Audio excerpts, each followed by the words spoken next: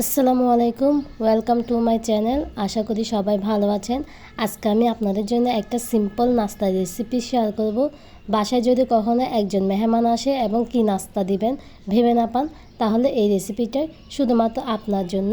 রেসিপিটা খুবই সিম্পল এবং বানাতে খুবই অল্প সময় লাগে, যার জন্য আমি এখানে হাফ কাপ ময়দা নিয়ে নিয়েছি। তাতে দিয়ে দিচ্ছি 1 টেবিল চামচ চিনি ও 1 টেবিল চামচ গুঁড়ো দুধ, আর নিব একটা ডিম। একটা ডিমের জন্য এখানে শুধুমাত্র আপনি হাফ কাপ ময়দা ব্যবহার করবেন। এর বেশি ময়দা ব্যবহার করলে কিন্তু নাস্তার টেস্টটা ভালো আসবে না, যার জন্য শুধুমাত্র আমি এখানে হাফ কাপ ময়দা ইউজ করছি। আর দিয়ে দেবো 1 চিমটি লবণ। এখন সামান্য সামান্য পানি দিয়ে একটা ব্যাটার তৈরি করে নেব। সাধারণত পাটিসাপটা পিঠা ও চিতই পিঠার জন্য যেমন ব্যাটার তৈরি করা হয় পাতলা করে, ঠিক ওই রকমভাবেই আমি একটা পাতলা ব্যাটার তৈরি করে নিচ্ছি।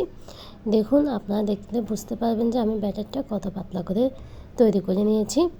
এখন একটা ননস্টিক প্যানের মধ্যে আমি তেল ছিটিয়ে দিয়ে, যারা এখন আমার চ্যানেলটা সাবস্ক্রাইব করেনি প্লিজ দয়া করে আমার চ্যানেলটা সাবস্ক্রাইব করে দেবেন ও পাশে থাকা বেল আইকনে ক্লিক করে দেবেন, যাতে আমার সব ধরনের ভিডিও সর্বপ্রথম আপনারাই পেয়ে থাকেন। তেলগুলো ভালোভাবে চারপাশে ছড়িয়ে দিয়ে তার মধ্যে আমি এই ময়দার ব্যাটারটা দিয়ে দেব। দেখুন দিয়ে কীভাবে ব্যাটারটা আমি ছড়িয়ে দিয়েছি।